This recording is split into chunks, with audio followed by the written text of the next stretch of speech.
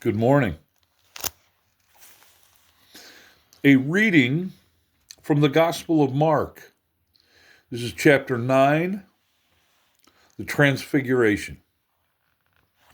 And Jesus was saying to them, "Truly I say to you, there are some of those who are standing here who will not taste death until they see the kingdom of God after it has come with power." 6 days later, Jesus took with him Peter and James and John and brought them up on a high mountain by themselves, and he was transfigured before them. And his garments became radiant and exceedingly white, as no launderer on earth can whiten them.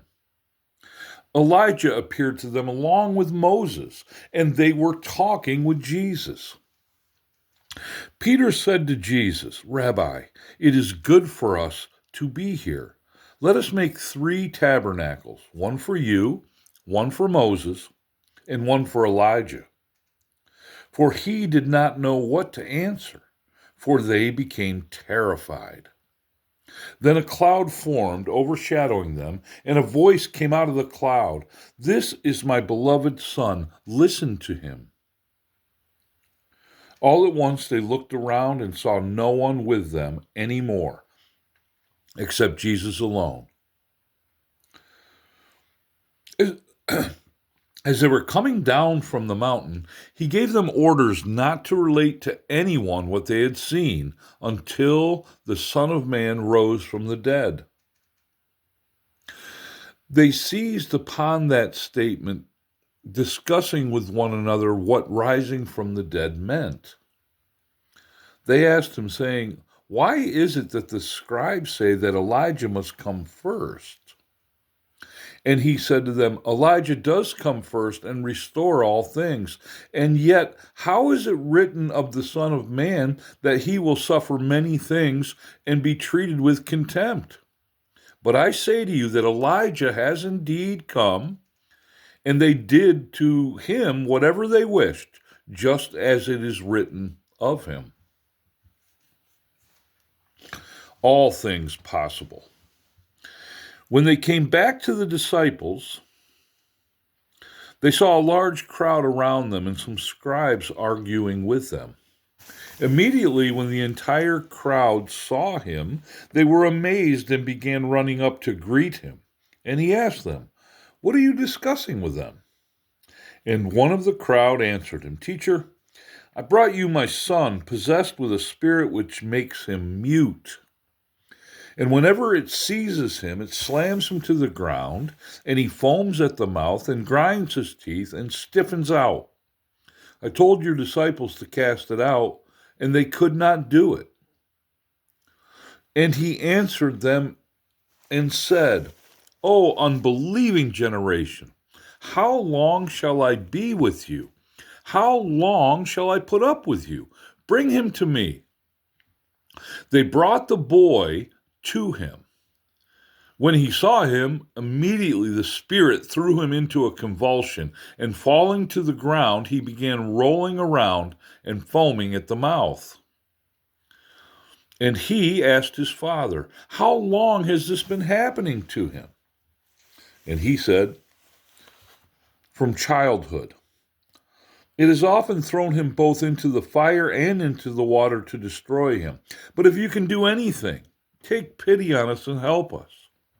And Jesus said to him, "If you can, all things are possible to him who believes."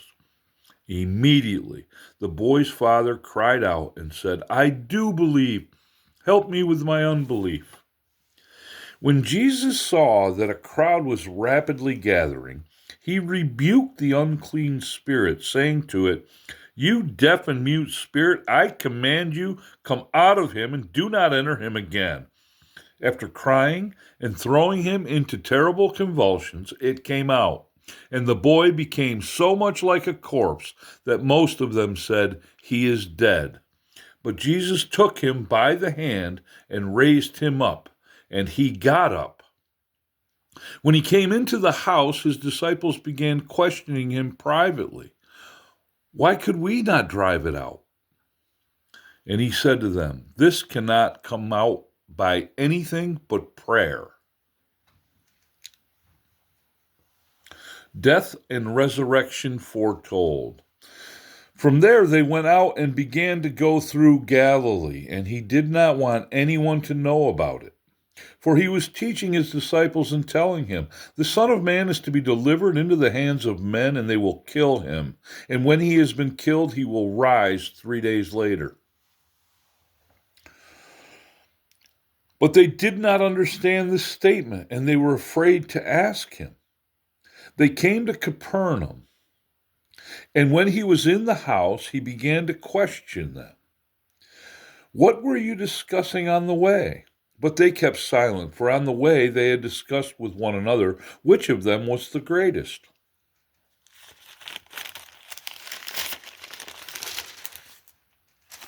Sitting down, he called the 12 and said to them, "If anyone wants to be first, he shall be last of all and servant of all." Taking a child, he set him before them, and taking him in his arms, he said to them, "Whoever receives one child like this in my name receives me. And whoever receives me does not and whoever receives me does not receive me, but him who sent me." Dire warnings. John said to him, "Teacher, we saw someone casting out demons in your name, and we tried to prevent him because he was not following us." But Jesus said, "Do not hinder him, for there is no one who will perform a miracle in my name and be able soon afterward to speak evil of me. For he who is not against us is for us.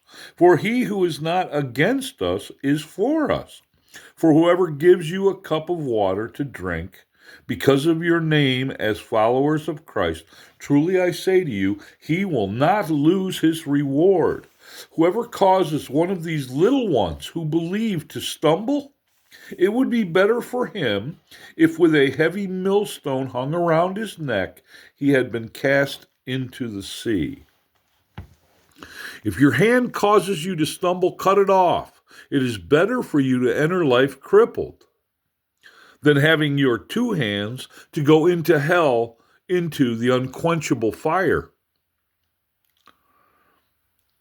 where their worm does not die and the fire is not quenched. If your foot causes you to stumble, cut it off. It is better for you to enter life lame than having your 2 feet to be cast into hell, where their worm does not die and the fire is not quenched.